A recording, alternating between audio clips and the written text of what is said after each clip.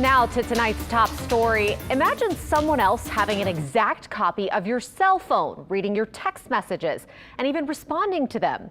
That's what an T-Mobile employee just got arrested for.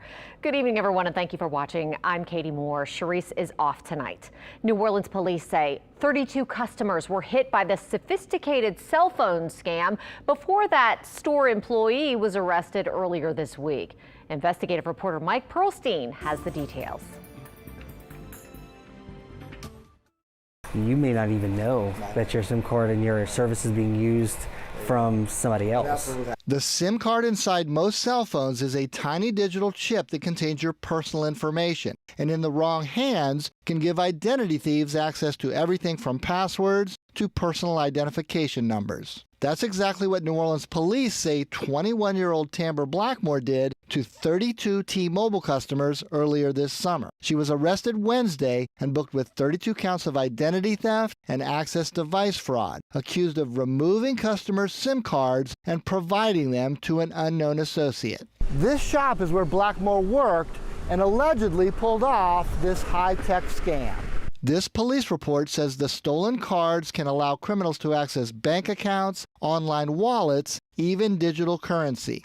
Drew Boudreau, manager of this phone repair shop in Metairie, said scammers can do a lot of damage before a victim even realizes their information has been stolen. Bank accounts, you can get into pretty much anything you have on your stored on your phone, which I mean, people nowadays, that's their whole life is on their phone. Boudreau says the scheme requires a certain level of sophistication and is rarely seen at a legitimate phone store. It does require some skill set to do that. And unfortunately, people who do have that skill set can sometimes do bad things with it. A manager at the T-Mobile store declined to comment on the case. Blackmore of Marrero was released Wednesday on her own recognizance. Mike here in the studio with me. And Mike, what can people do to protect themselves? Well, experts say that all of those steps that they recommend, such as two-factor authentication, facial recognition, fingerprint access, use all of them.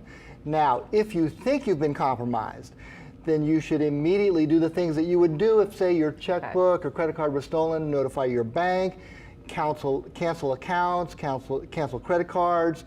And that way it keeps the thieves one step away from getting access to your money. Okay, yeah, that's what people want to protect the most. Exactly. All right, thank you, Mike.